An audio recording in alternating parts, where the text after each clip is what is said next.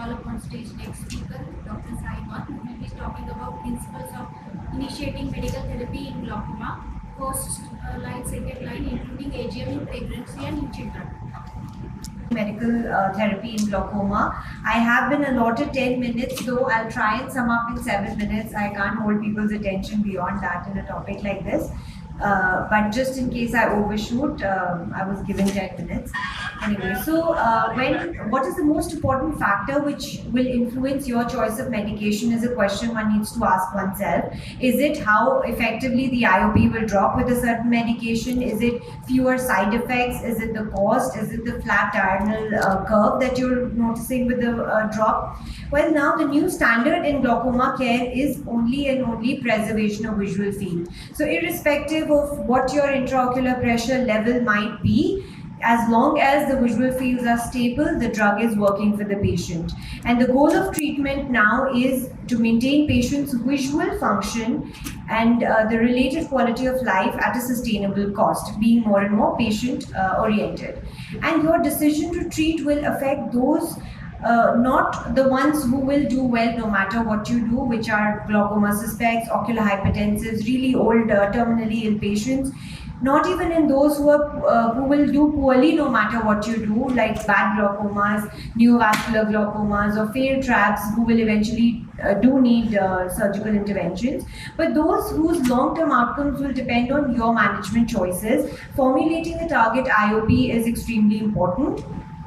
Certain principles to remember here are that you keep a lower target IOP if you see an advanced glaucoma presentation, if you see additional risk factors like family history of glaucoma, fellow eye being blind, or disc hemorrhage, pseudoexfoliation, higher baseline IOP, and so on and so forth.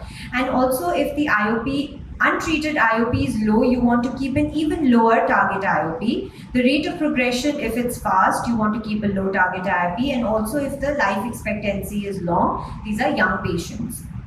And but at the same time, it's also important to not be very aggressive in specifically two situations. One, when you have a glaucoma suspect or an ocular hypertensive, one very good handy tool is the OHTS glaucoma 5-year risk estimator, which tells you what is the patient's risk in the current scenario to develop POAG at the end of 5 years. So this is a very helpful tool for yourself, for your clinical judgment, as well as discussing with the patient, see, this is the amount of risk we are putting you into. Are you okay with it or not? So that brings transparency. And also the American Geriatric Society recommends that if a patient is too old, if in a chronic disease, only if the patient will benefit from your treatment, please put them under that headache. Otherwise, if the patient is not going to develop symptoms in his lifetime, leave him alone. Always before starting therapy, obtain several IOP readings. A diurnal variation test is a must. There is usually no need to start treatment unless all baseline diagnostic tests are collected, unless of course the IOP is very high or this is a very advanced glaucoma. And always grade the severity of glaucoma. Why that's important is, again, to formulate your target IOP. Now, very broadly, these are not specific thumb rules, but in early glaucoma, you can keep a mid to high teen target IOP range. In moderate glaucoma, again, mid-teens, and in severe glaucoma, low teens. And in choosing your appropriate medication, please be very careful that compliance is an issue. Keep the medication as cost effective as possible and minimum dosage. This is a very interesting video that I just added 2 days before coming here. Now this is how bothered the patients get, because these are old patients. Now this is the son who's flown all the way down from US to get the patient operated, and it's so confusing to give them long regimens like this. So keep the treatment simple and so that the patient can be more compliant. And also, this is no take-home messages from this slide. This is just a fun fact that I came across while doing my literature search. This was a paper published in AAO in 2002, which says there are 56,000 ways to treat glaucoma. Well, to simplify it further, the rule of thumb will be for mild cases, bring about 20% reduction, making sure that the visual fields are stable at that. For moderate, 30%, and for severe, 40%. Usually, we start with monotherapy, unless, of course, the IOP is extremely high and the glaucoma is advanced. We have several classes of anti-glaucoma medications, and meta-analysis of RCTs say that prostaglandin analogs are the most effective. In that order, it is bimatoprost, travoprost, and lacnoprost. Following this is timolol and brimonidine, betaxolol, and then carbonic anhydrase inhibitors. Usually our first line of choice unanimously would be prostaglandin analogs. For multiple reasons, it brings about 25 to 35% reduction, which is more than any other class of AGM. It also brings about a better IOP diurnal control. There is once a day daily dosage, which improves compliance. There is lack of systemic side effects, and you also have preservative-free drops available. Although less than 10% of PG analog patients could be non-responders, they can be tried to be switched to other class of PG analogs. They could respond to it. And within the same class, the difference in the different components of PG analogs only brings about, in practice, not more than 1 millimeter or 2 millimeter of difference between the two. If you want about 20% reduction, beta blockers can do that for you. Also make sure that you take a history of patient being on systemic beta blockers, because that can bring down the efficacy. We know the dosage of all the drops, and also it's extremely important to discuss the side effects with the patient, like how we say a glaucoma patient doesn't have a disease unless they've started on anti-glaucoma medication. That's when they start having problems. So discuss with the patient, teach the patient punctal occlusion, and also when monotherapy is being given to a patient when on PG analogs, please discuss with them the cosmetic problems they might face. Now, if a reduction of more than 40% is expected, combination therapy is the only way to go, because no single drop can bring about that huge reduction in pressure. But never start with a combination therapy except if it is advanced or very high IOP. Keep lower threshold for incremental therapy.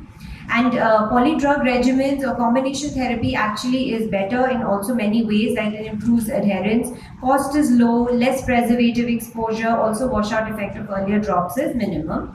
We have various fixed dose combinations available in the market. Now let's look at this one case very quickly. The baseline pressure for this POAG patient is 23-24. He is on PG analog, and over the last 4 years, his pressure right now is 17-18. And these are the fields which have progressed over over 4 years. And you can see this is a central scotoma threatening fixation, so it's advanced glaucoma for all clinical purposes. In the left eye also you can see a deterioration. So this patient responded well to initial therapy, but we still find that the visual field is progressing. So what are the options apart from this? Now we can either switch the PGA to a combination therapy. You can continue the PGA and use a beta blocker in the morning, or you can add a combination therapy along with a PG analog. But if you only add a single drop to a prostaglandin analog, you are not going to be able to achieve more than 3 to 4 millimeters of mercury drop in pressure. So when to switch? When your monotherapy is well tolerated, there is effective lowering of IOP, but the target IOP is not reached, you add another drop. But if your monotherapy itself is not working, it's not bringing about the amount of pressure that the drug is supposed to, you switch the monotherapy. Also, when you see that the progression is more in one eye, less than the other, don't give them confusing regimens. It's better to start the same drop in both eyes and keep it simple. So this patient was started on a fixed combination of PG analog, and he reached his target IOPs of low teens, which was important for the advanced glaucoma he had. And what to add? Preferably carbonic anhydrase inhibitors work very well when added to PG analogs, because they have superior nocturnal IOP lowering, they have lower diurnal fluctuations and fewer side effects. The role of newer AGMs like nitarsodil, repasodil, and even latanoprostene do not. This is generally has value only as adjunctive therapy to the existing PGAs, because they have different mechanism of actions. However, conjunctival hyperemia is of extreme concern, and also neither of these two classes of drugs have been tried in pregnancy or lactating women, or even in a pediatric population. A few pointers over here: always explain to the patient how to put drops. Now, this is a patient who had severe allergy to his drops because he's literally scraping the ocular surface with his eye drops. So there are various very funny demonstrations that you can see in your OPD if you see that a patient is not responding to therapy or having extreme side effects. So it's always good to ask them to show you how they're putting their drops. Also, choice of AGMs in pregnancy: very quickly, brimonidine is the safest. However, after 3 months, beta blockers and carbonic anhydrase inhibitors can be used. Do not use prostaglandin analogs because they induce uterine contractions. During lactation, PGAs are safe. Carbonic anhydrase inhibitors are also safe, and beta blockers should be avoided. Brimonidine is absolutely contraindicated. And in pediatric population where medical therapy works, 86% of the times only is GOAGs and secondary glaucomas, and in congenital glaucomas when you're buying time to do the surgical intervention. Carbonic anhydrase inhibitors is the first line of treatment. Beta blockers also. Prostaglandin analogs can be tried as the second or third line of treatment. Thank you. Thank you, Saiba. Are there any questions? Saiba, I wanted to ask you a question. What is your preferred combination when you want to switch combined therapy? Which combination you prefer, and when you consider them from surgery, like what you consider as a maximal medical therapy? Ma'am, I feel after the patient is generally, theoretically speaking, after the patient is on 2 AGMs, rather than putting the patient on a third anti-glaucoma medication when you're only going to be able to achieve a more 5% more of reduction, I think the patient is bending towards surgery. And now with the introduction of MIGS surgery, I think that is the area where MIGS works really well.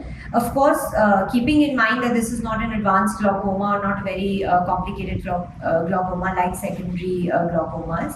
And as far as the combination therapy that I prefer over and above PG analogs that the patient is already on, I think I do a combination of carbonic anhydrase inhibitors and beta blocker if it is not contraindicated. Otherwise, I prefer brimonidine and brinzolamide. Along with PG analogs? Along with PG analogs. In the second case wherein a beta blocker is contraindicated. Is there any particular way you will tell them about the brimonidine eye drops, especially in pregnant women? Oh yes, yes. All the contraindications have to be kept in mind, ma'am. Brimonidine. When would you prefer to stop that eye drops? When you are given it in pregnancy? Before So 3 what you months. will- 3 months? Yes. Past organogenesis, brimonidine is not indicated.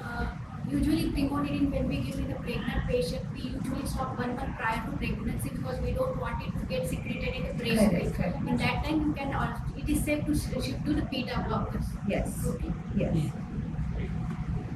Which is a drug of choice in the patient with corneal compensation or corneal complication. Corneal complication. I think the only beta blocker, the AGM that you have to avoid is carbonic anhydrase inhibitors, and of course, if the eye is inflamed, also PG analogs. Rest of the classes you can give. Thank you.